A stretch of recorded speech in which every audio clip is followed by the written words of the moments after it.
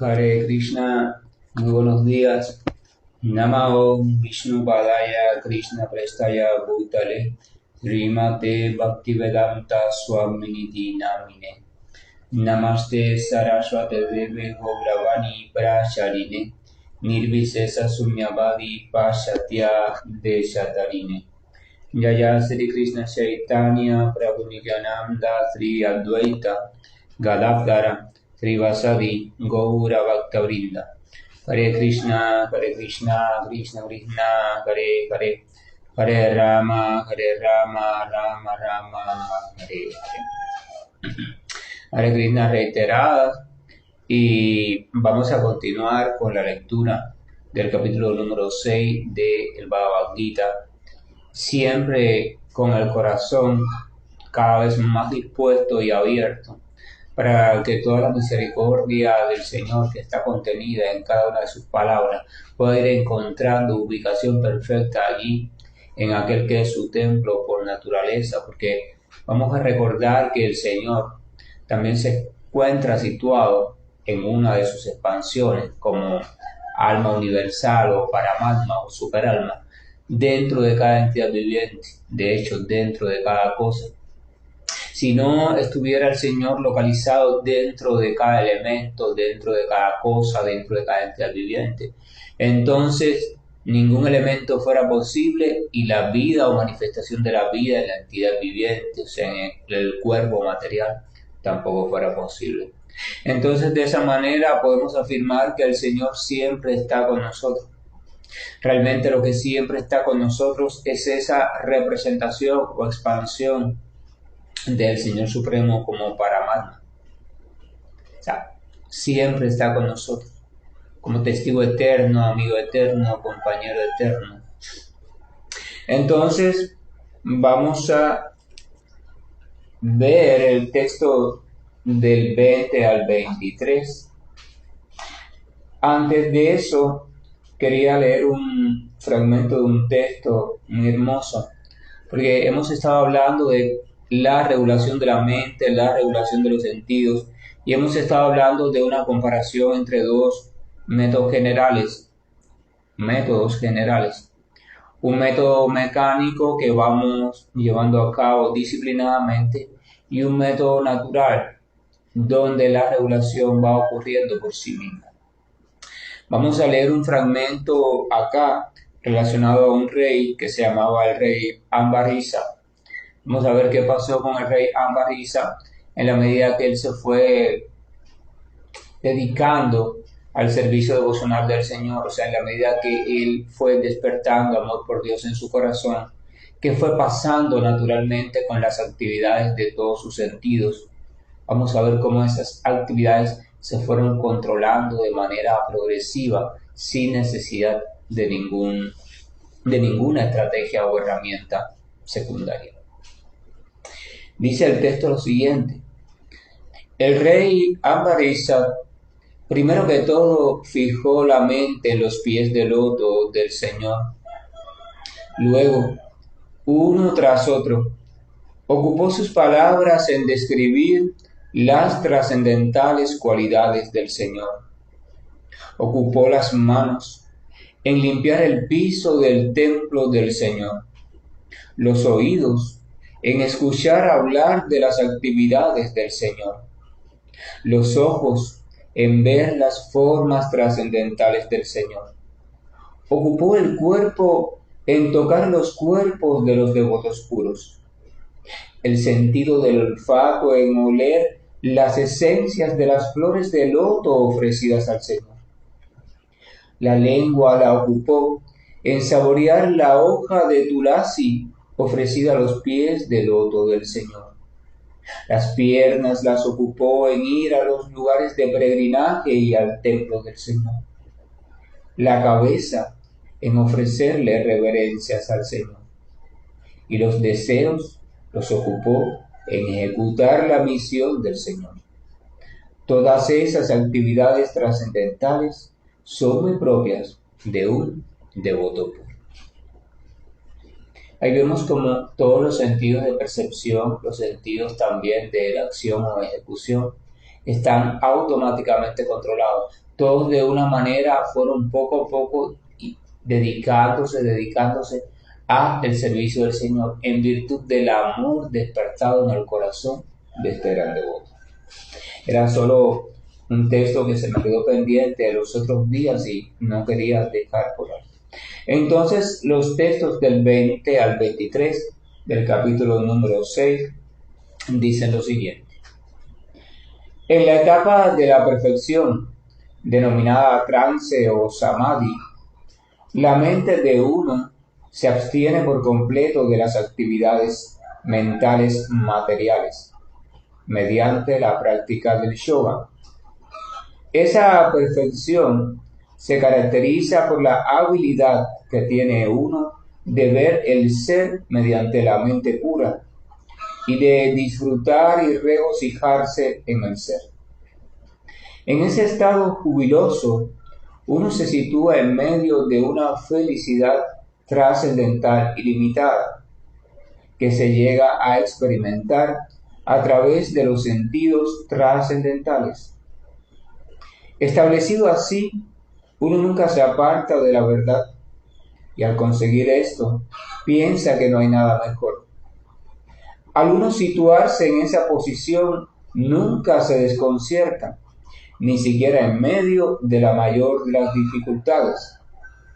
Esto es en verdad estar libre, de hecho, de todos los sufrimientos que surgen del contacto material. En este caso, el Señor Krishna está llegando a referirse a la última etapa del yoga de la meditación o el Dhyana Yoga, descrita también en las etapas de Ashtanga Yoga de Patanjali, que es la etapa de Samadhi. Ya que el método de Patanjali está estrechamente relacionado a esta enseñanza de Dhyana Yoga, y ya que muchos seguían por los Yoga Sutras de Patanjali, entonces vamos a ver cómo describe Patanjali a la meditación y cómo describe Patanjali al Samadhi o trance y cómo explica o describe la diferencia que hay entre uno y otro, porque a veces tenemos la extraña manía de afirmar que estamos en cierto estado, pero a veces realmente no estamos en ese estado y hay mucha confusión. La gente, los practicantes, todo el mundo está muy confundido. Entonces, el único método de salir de una confusión, el primero de ellos, el elemental, es recurrir a la autoridad. Si usted no sabe si esa fruta se llama pera o manzana, usted recurra a la autoridad. Vaya a una persona autorizada, capacitada, conocedora en términos de fruta y vea lo que dice esa persona, vea la descripción de esa persona. Pero el ego falso no le gusta acudir a la autoridad. Al ego falso le gusta pensar por sí mismo, sin guía de ningún tipo, y llegar a su propia conclusión. Bueno, yo veo esta fruta y su forma, vaya, por su forma, yo pienso, cuando yo la miro así, me viene a la mente como el nombre de manzana, así que eso no debe ser pera, debe ser manzana. O sea, así, la especulación mental, entonces uno revoletea en su propio plano mental, del cual, de esa manera, nunca uno se puede escapar. En la tercera parte de los Yoga Sutras de Patanjali, en los textos 1, 2 y 3, Patanjali describe los siguientes sutras. El primer sutra dice Deshavandat Shitashyat Dharanat. Esto significa concentración, significa fijar la conciencia en un solo sitio. El sutra 2 dice Tatra Pratyayai Kantakannat Dhyanam. Esto significa la meditación es la habilidad de fijar la conciencia en un solo objeto. O sea, veíamos que concentración según Patanjali, que es dharana, es la capacidad de concentrar, de fijar la conciencia en un solo sitio, o sea, sitio es abarcador. Después en el Sutra 2 dice que en meditación ya no es que la conciencia está fija solo en un sitio, sino que está fija en un solo objeto. Ya es algo muy específico que pertenece a ese sitio. O sea, esa es la meditación que describe Patanjali. Y en el Sutra número 3 dice, Tadevat Arthamatrat Nirvasam Swarupa Sunyam Nivat Samadhihat. Esto quiere decir que cuando el objeto de meditación, sea allí donde su conciencia se fijó, resplandece por sí solo, comienza a resplandecer por sí solo, como si existiera por sí solo.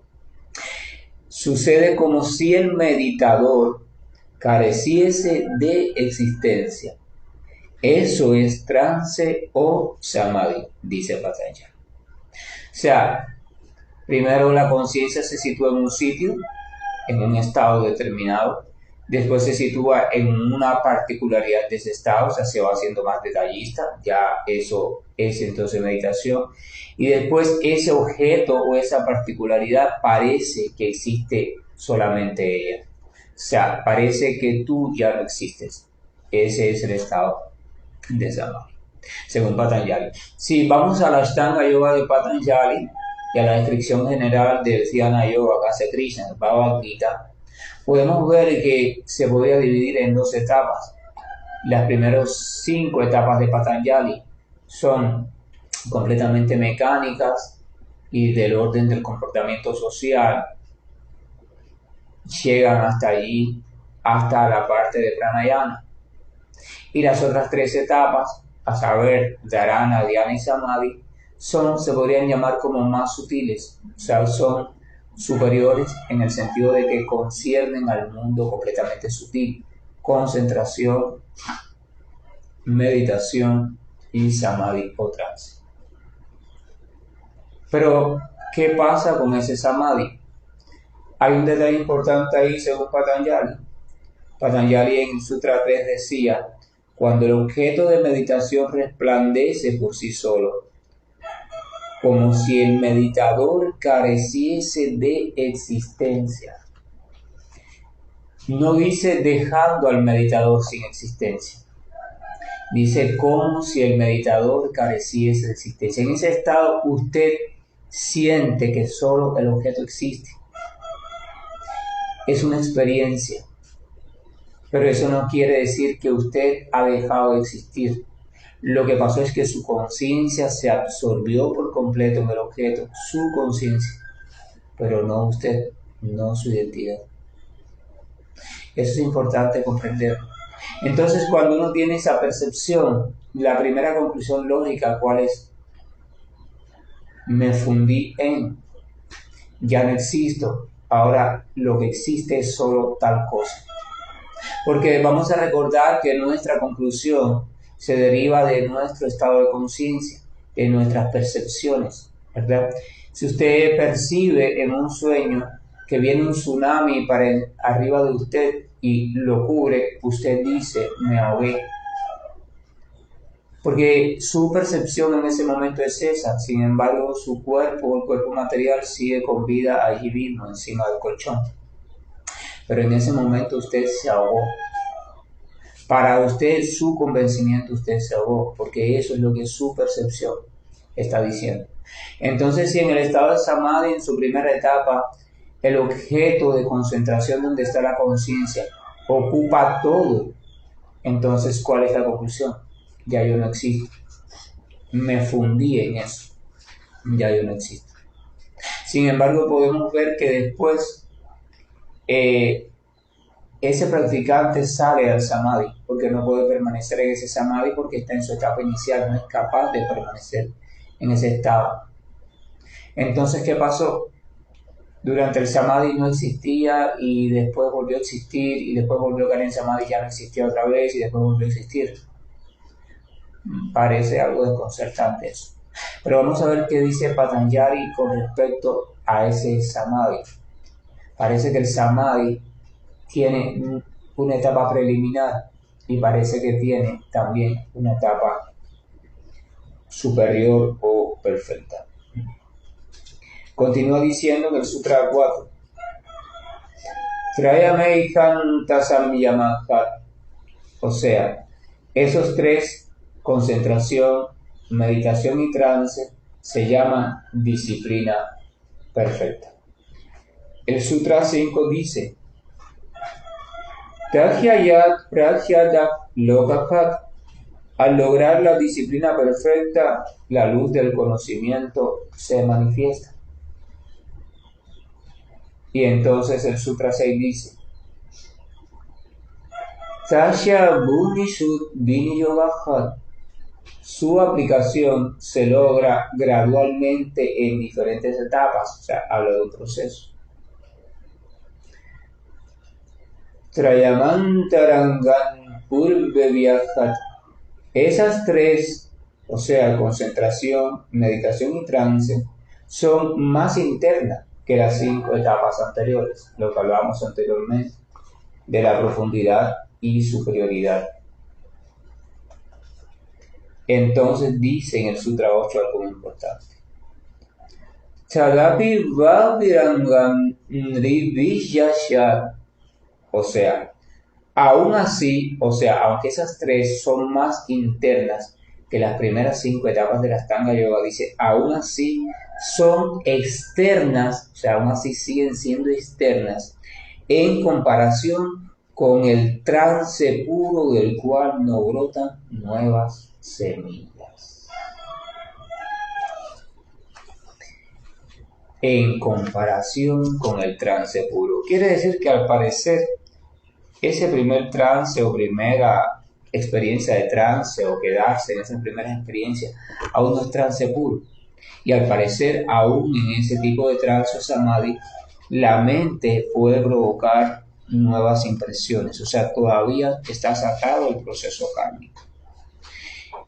¿Cuál será la diferencia entre ese trance y el trance perfecto, ese que no deja semilla? Ese trance perfecto es cuando usted ha trascendido completamente. Ya no hay absolutamente nada en la experiencia material que pueda provocar una impresión en usted. Usted está completamente liberado en virtud de que su conciencia está situada en el estado trascendental o estado de conciencia de Dios. Entonces vamos a volver al texto del Bhagavad Gita. Dice, en la etapa de la perfección denominada trance o samadhi, ya tenemos una idea de lo que dice Patanjali sobre ese trance o samadhi. La mente de uno se abstiene por completo de las actividades mentales materiales mediante la práctica del yoga. Aquí es importante comprender algo. Miren, cada verso del Gita, cada palabra del Gita es como un océano que no tiene fin ni en extensión ni en profundidad. Y no me refiero a que uno lo puede interpretar de muchas maneras, porque ya ese no es el océano de la sabiduría trascendental, ese es el océano de la confusión mental. Evidentemente la mente, cuando es bastante creativa, puede interpretar un texto de diferentes maneras. Aún así, ese texto tiene una dimensión trascendental, donde también es infinito, pero en otro sentido. Entonces es importante dedicarse a, con suavidad, recorrer y reflexionar cada oración. En la etapa de la perfección, denominada trance o samadhi, esa etapa de la perfección, de todo ese camino del Dhyana Yoga, el samadhi es la perfección de ese camino. Mientras que no has llegado allí, tienes que seguir trabajando, La mente de uno se abstiene por completo de las actividades mentales materiales. La mente de uno habla de individualidad, o sea, aún en esa etapa hay individualidad. Existe la mente de uno. se abstiene por completo de las actividades mentales materiales. Ahora, ¿qué pasa con esa mente de uno? Esa mente de uno se queda sin actividad material, sin movimiento interno de tipo material. ¿Qué significa esto de movimiento de tipo material? Y esto es importante. No está diciendo que la mente pierde su capacidad de actividad. Está diciendo que la mente se queda sin actividad material. Actividad material en la mente se refiere a aquel movimiento que surge cuando un estímulo externo provoca su reflejo en la mente. La mente por sí misma, vamos a compararla a un lago. Para que ese lago mueva su superficie o su profundidad, tiene que haber un estímulo. Una corriente profunda en sus profundidades, una piedra lanzada, un pájaro que se lanzó a buscar un pez. Tiene que haber un estímulo. Vino agua de un río y entró abruptamente. Hay aire o el viento incrementó su velocidad. Pero si no hay un estímulo dado, el lago por naturaleza permanece estable, permanece sin movimiento. Entonces eso es las actividades materiales de la mente. Es cuando la mente lleva a cabo una actividad o desencadena una cadena de actividades estimuladas por un estímulo de orden material o por un reflejo de dicho estímulo, porque a veces las actividades mentales son encausadas por un estímulo que ya está atrapado en la mente, pero ese estímulo vino del exterior, por ejemplo, hace 15 años, está atrapado en la mente y de vez en cuando desde el subconsciente emerge, provoca un movimiento. Por eso a veces decimos, no sé por qué estoy ansioso, no sé por qué estoy triste y no sé por qué, ¿verdad? Hay algo allí ya atrapado en la mente que es un movimiento perpetuo por ahora que fue provocado en determinado momento por una circunstancia externa y aún de vez en cuando se anima y entonces se convierte en estímulo para la propia mente, aún desde dentro de la mente. Entonces se dice que Samadhi es el estado donde ya ese tipo de actividad mental material es suspendido por completo. ¿Por qué no dice simplemente se suspende toda la actividad de la mente? Se dice que uno se abstiene por completo de las actividades mentales materiales. La mente no deja de existir, eso es importante comprenderlo entonces, ni deja de existir la capacidad de que haya movimiento en la mente, pero este movimiento va a ser después, cuando comienza ya el movimiento espiritual propiamente dicho. Entonces dice que todo esto se logra mediante la práctica del yoga. O sea, mediante la práctica de un proceso que te vaya acercando o acondicionando para situar tu atención por completo en el Supremo. Continúa diciendo el Señor Krishna. Esa perfección, vuelve a mencionar la palabra perfección. Esa perfección se caracteriza por la habilidad que tiene uno de ver el ser. Este ver, vamos a recordar, es tomar conciencia de ver el ser mediante la mente pura. Vamos al mismo lago. Cuando el lago está tranquilo y cuando el lago no le ha entrado agua de otro lugar, cuando no ha habido un movimiento del fondo, el agua se mantiene transparente, entonces usted puede ver con lucidez a través del lago, ya sea lo que hay dentro del lago, o sea, un pez, cualquier cosa, o en el fondo del lago, sus piedras, etcétera, etcétera. Esto significa que hay dos cosas básicas que pueden impedir que usted vea con lucidez lo que hay después de la mente: el movimiento del lago y la transparencia del lago. Si un lago está transparente, pero se está moviendo, hay ondulaciones en su superficie, entonces la imagen que usted va a ver de lo que hay dentro del lago va a estar desvirtuada. Pero si no hay ondulación en su superficie, pero el lago está turbio, entonces usted tampoco va a poder ver con exactitud lo que hay. Entonces, Dice, esa perfección se caracteriza por la habilidad que tiene uno de ver el ser mediante la mente pura y de disfrutar y regocijarse en el ser. Volvemos a la individualidad. Explica el Señor Krishna que en esa perfección, o sea, en el samadhi perfecto ya, parece que sí continúa la individualidad. Porque no solo se conserva la mente, sino que además de eso se conserva una capacidad, que es la capacidad de disfrutar y regocijarse en el ser. ¿Quién es quien está disfrutando y regocijándose en ese estado de samadhi?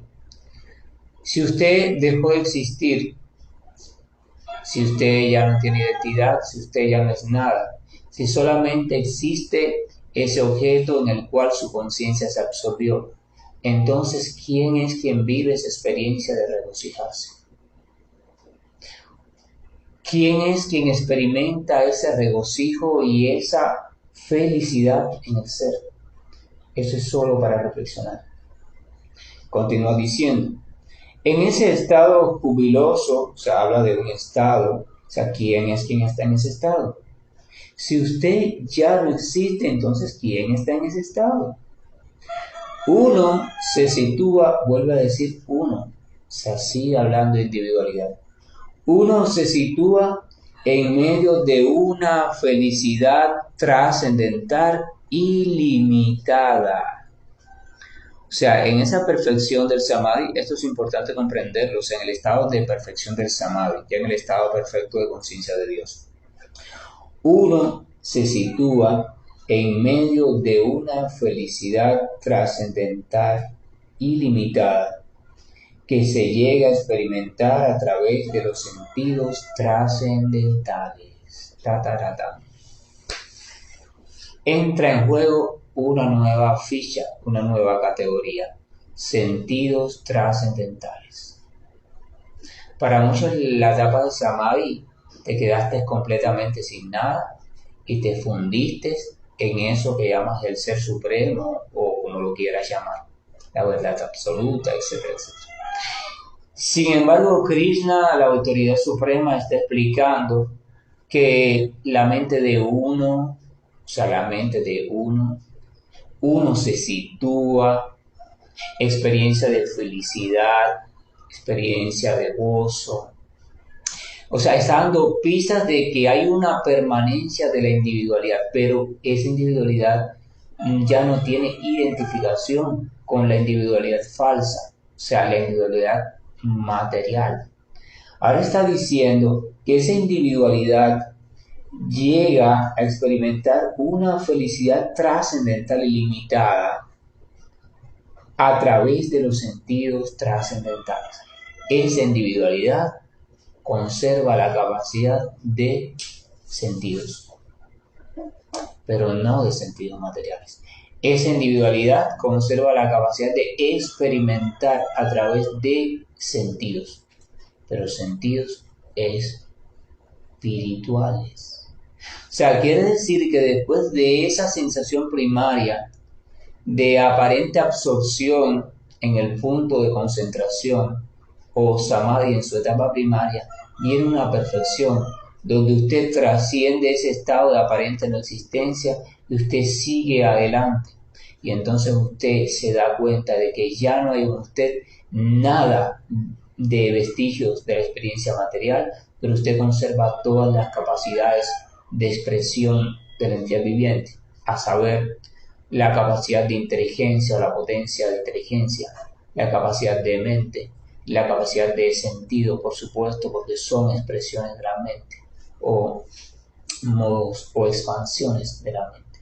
Usted conserva todo eso y todo eso sigue teniendo actividad, sigue cumpliendo con sus funciones, pero en una realidad completamente diferente, conocida como la realidad espiritual. O sea, está hablando de una, literalmente, vida espiritual activa. donde la entidad viviente tiene sensaciones, experimenta felicidad e incluso desarrolla actividades en medio de esa felicidad. Establecido así, dice Krishna, o sea, ya una vez uno está completamente establecido en esa posición trascendental, de conciencia trascendental o conciencia de Dios, que es mucho más que la liberación, es mucho más que el nirvana. Uno nunca se aparta de la verdad, sigue hablando de uno, o sea, la individualidad nunca se pierde, dice, uno nunca se aparta de la verdad. Y al conseguir esto, piensa que no hay nada mejor. Piensa. La acción de pensar pertenece a la mente, o sea, sí que la mente está activa en ese estado. Piensa que no hay nada mejor, o sea, uno llega a la conclusión, esto es lo máximo. Este estado de existencia es lo máximo, no hay nada, de aquí para allá ya sí no hay más nada. Continúa diciendo, al uno situarse en esa posición, o sea, cuando estás firme, cuando estás fijo, cuando estás en la perfección del yoga completamente establecido, firmemente establecido. Krishna utiliza una frase en versos anteriores del capítulo 4, donde dice, cuando el practicante está firmemente situado en el yoga, a eso se refiere. No en la práctica del yoga, sino cuando ya está firmemente situado en la meta suprema del yoga. Dice, al uno situarse en esa posición, nunca se desconcierta. Ya no hay dudas, ya no hay confusión, ya no hay desorientación, porque uno está plenamente consciente de la realidad suprema. Uno está experimentando las cosas tal y como son originalmente. Dice, uno nunca se desconcierta, ni siquiera en medio de la mayor de las dificultades. Esto significa que cuando usted alcanza esa posición, pero aún su tiempo está corriendo en la forma de vida humana, usted evidentemente va a seguir inmerso en este mundo lleno de situaciones cambiantes. O sea, no quiere decir que usted se quedó allí, ¿verdad? Y ya esperar que este cuerpo dejara de funcionar. El consciente de Dios, normalmente el devoto puro, continúa su cotidianidad porque él es activo. Él necesita servir a Dios constantemente, ya sea en este mundo o en el infierno, en el cielo, donde sea. Él solo tiene una cosa que hacer. Tiene un solo deseo, servir a Dios. Entonces, en medio de las circunstancias cambiantes, algunas van a ser un poco molestas desde el punto de vista de los sentidos materiales, otras van a ser agradables, pero aún así en ninguna de ellas él se perturba, porque él está anclado, él ha quedado estable en el estado de conciencia de Dios. Dice, nunca se desconcierta, ni siquiera en medio de la mayor de las dificultades. Este desconcierta también significa que nunca se desorienta, nunca duda de la verdad absoluta, nunca duda de lo que ha comprendido, nunca duda de su naturaleza espiritual, ni la naturaleza espiritual del Señor Supremo, ni de la identificación que hay entre ambos. Nunca duda de eso. Aunque los de afuera digan, pero tú estás loco, pero tú eres tonto, deja esa tontería, no te das cuenta de lo que está pasando, de lo que puede pasar, se puede poner más grave. Ellos no pueden comprender. Entonces la última oración dice, esto es en verdad estar libre de hecho de todos los sufrimientos que surgen del contacto material. Ese es el único estado, la única posición que se puede decir verdaderamente liberación perfecta. No significa escapar de las situaciones desde el punto de vista físico o mental. Voy a enajenarme. O sea, muchas veces, por ejemplo, tomo un poco de alcohol y yo me enajeno. Ya el problema no está. Me drogo, ya el problema no está. Me someto a una emoción fuerte de mucha adrenalina, ya el problema no está. No, eres tú que en ese momento no estás porque estás situado en otro elemento. Pero cuando tú vuelvas, la situación va a seguir allí y te va a seguir afectando de la misma manera, porque hiciste una evasión momentánea. Sin embargo, podrías considerarlo liberación. También podrías comenzar a entrar en meditación, incluso hasta trance en su primera etapa. y considerar, wow, genial, me liberé. Pero sin embargo, cuando sales de esa etapa que vuelves a la situación, puedes percibir que de vez en cuando aparece un nuevo estímulo, una nueva situación de carácter importante para ti o significativo y te perturba. Entonces, quiere decir que no has alcanzado realmente la etapa esperada, el samadhi perfecto, la verdadera liberación no está todavía en tu posesión. Porque no puede estar a no ser que llegues al final del camino. Mientras tanto, simplemente tienes momentos que tú te conformas porque dices, wow, estoy liberado. Ya mi temor hacia tal cosa no me afecta. Ya mi temor hacia lo otro no me afecta. Mi apego hacia esto que antes me arrebataba ya no me afecta. Pero ahí no está la cuestión.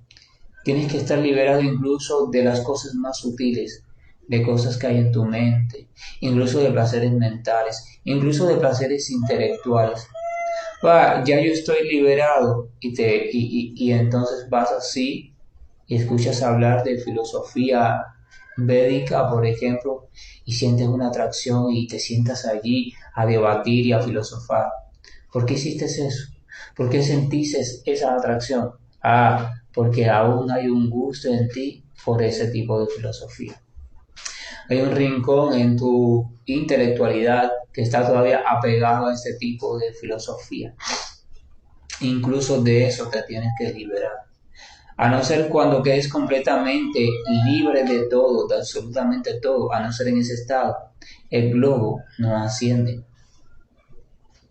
Usted un globo lo llena de aire caliente para que ascienda, pero usted lo ata con diferentes hilos y el globo no asciende por mucho aire caliente que usted le eche. Usted le va cortando los hilos y él está cada vez más cerca de ascender.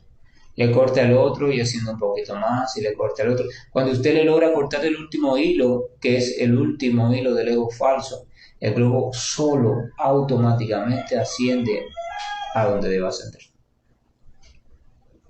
Entonces ese es el estado samadhi o la perfección, estado de perfección, como Krishna describe. Y entonces nos sirve para un poco comparar nuestro concepto de samadhi que a veces tenemos, o el concepto de meditación que a veces tenemos, y vamos comparando. Y nos sirve como indicador para irnos preguntando, ¿en verdad estaba yo en samadhi cuando pensé que estaba en samadhi? ¿En verdad ha alcanzado fulana el samadhi perfecto? En verdad, es muy difícil, es trabajoso, lleva muchos años de práctica y condiciones especiales, sobre todo de soledad, etcétera, etcétera, buenas influencias, determinación, el lograr el estado primario de samadhi por esfuerzo propio, o sea, por el método. Se puede lograr, porque eso es Dhyana Yoga, se puede lograr, pero ahí está toda la disciplina que lleva. Por eso se dice que en Kali Yuga el método no es muy práctico, eso lo va a decir después Krishna más adelante. Porque en Kali Yuga, esta era tan loca en la que todos estamos viviendo ahora mismo, no tiene ni tiempo, ni espacio, ni silencio, ni voluntad suficiente en las personas, ni determinación suficiente, ni capacidad de austeridad suficiente, o sea, para situarse allí abnegadamente en el logro del samadhi. O sea, ahí de la práctica hasta llegar al samadhi. Es así como tampoco la duración de su vida es lo suficiente. La vida es mucho más corta en comparada con eras anteriores. La inteligencia nublada, la memoria escasa, la fe completamente o casi completamente, perdida, así como la voluntad, la firmeza, la valentía, la paciencia, la humildad. O sea, muchos de los ingredientes o detalles necesarios para este tipo de práctica están muy deteriorados y eso hace que la práctica se vuelva más difícil todavía. Pero aún así usted puede hacerlo. Usted puede hacerlo con tenacidad, usted puede hacerlo con entrega, con condiciones creadas, usted puede hacerlo. ¿Qué pasa? Como la práctica normalmente no se puede hacer a la perfección así completa como explica acá, entonces las personas, porque necesitan una sensación de que han triunfado en su práctica, se sitúan en un escalón y ya. No, yo me quedo en las asanas. Ahí me voy a especializar y voy a aprenderme 400 asanas. Y las voy a enseñar. Perfecto, magnífico. Tu cuerpo estará perfecto. No, yo me hice especialista en pranayama. Perfecto. Tu mente estará tranquila, dormirás mejor y comprenderás muchas cosas relacionadas al funcionamiento del aire vital y podrás incluso resolver muchas enfermedades en ti y en los demás. Perfecto, maravilloso. Pero el sendero completo, pocos lo pueden recorrer.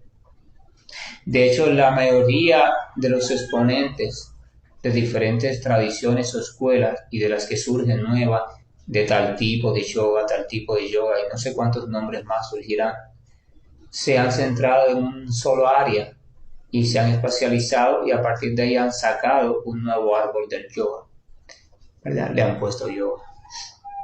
Pero el árbol original del yoga, tal y como se describe por las autoridades, disculpe, en esta era de Kali es muy difícil de encontrar a un practicante serio que lo esté logrando.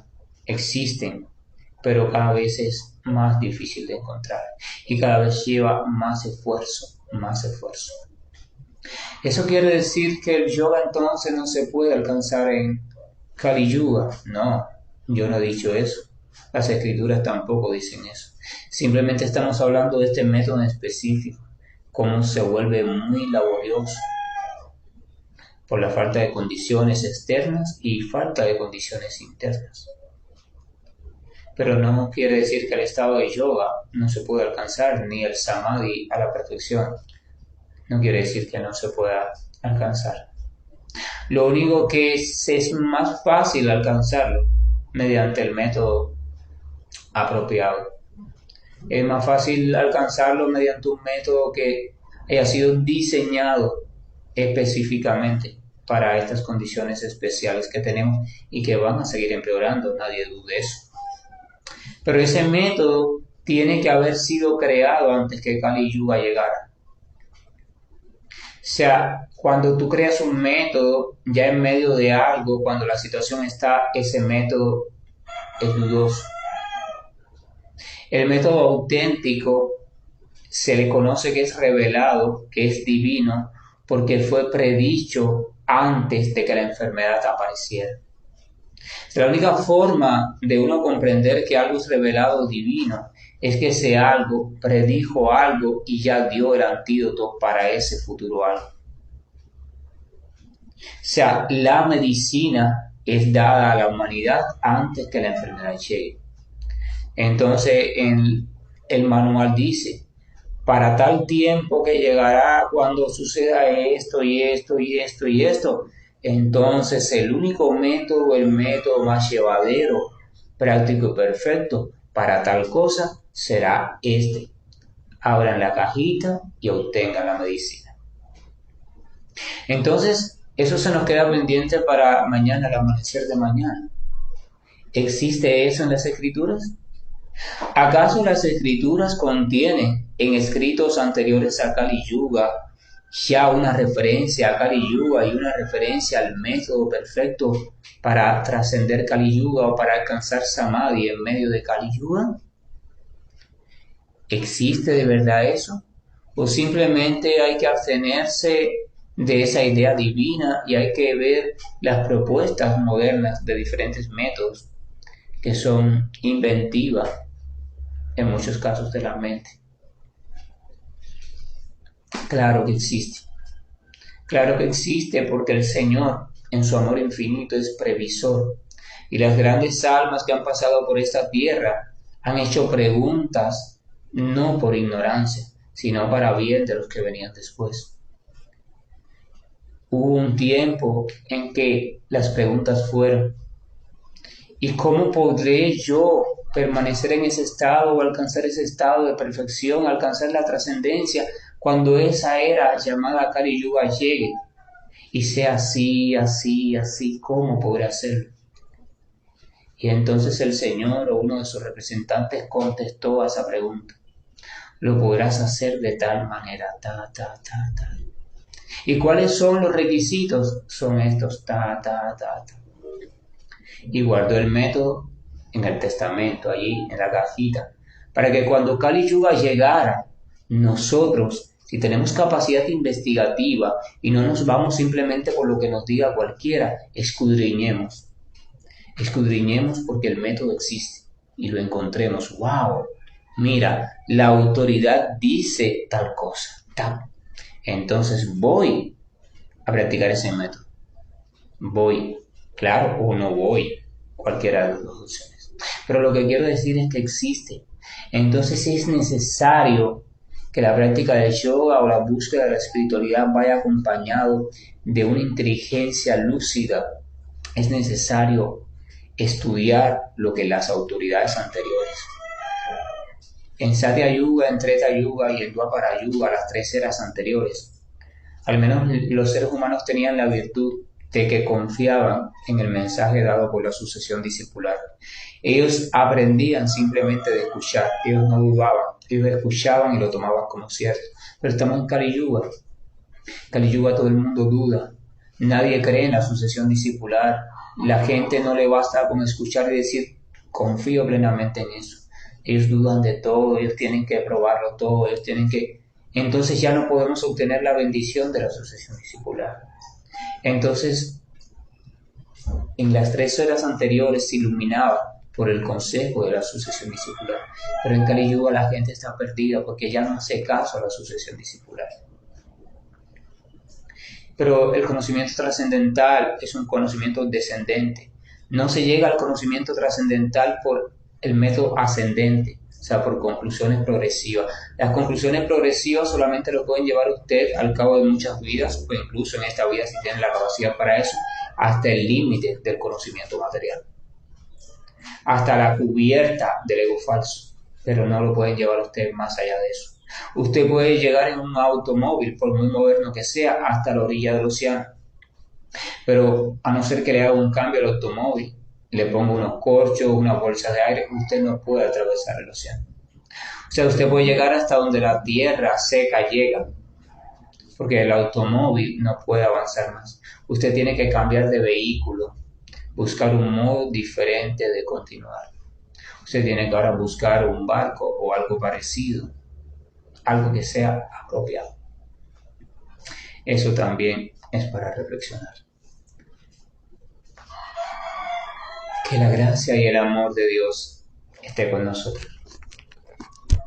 Que no nos haga perder el ánimo, ni el optimismo, ni el deseo de alcanzarle. Cuando encontramos textos así que hablan del samadhi, de una perfección tal que parece tan lejos de nosotros. Porque Dios, en su amor infinito, cuando habla de algo, es por una simple razón. Es porque ese algo es accesible a cualquiera y en cualquier era, época o tiempo. Solamente tiene que hacerlo desde la comprensión adecuada y por la práctica adecuada. Es solo eso. Todos estamos muy lejos del samadhi perfecto, pero todos al mismo tiempo estamos capacitados para acceder al samadhi perfecto. Solo se trata de aclarar un poco nuestra mente, descartar un poco de conocimiento que nos entorpece o nos está perdiendo en el camino y resituarnos, reencontrar y resituarnos en un conocimiento auténtico y adecuado. Entonces entregarnos a Él con completa humildad, completa paciencia, sin preocuparnos por el resultado. Y a su debido tiempo todo irá ocurriendo de manera natural. Entonces, en vez de entristecernos o confundirnos o frustrarnos, debemos alegrarnos. Debemos alegrarnos porque el Señor ha pensado en todo y para todo posible problema ha diseñado una perfecta solución. Es simplemente así. Entonces, invitemos al Señor. Invitemos a Krishna e invitemos al Señor Supremo a que participe completamente de nuestra búsqueda. Porque a no ser que usted invite al explorador experto, entonces usted, yo y cualquiera nos perderemos en la espesa maleza conocida como experiencia material, mundo material, conciencia material. Hare Krishna, estoy finalizando la llamada.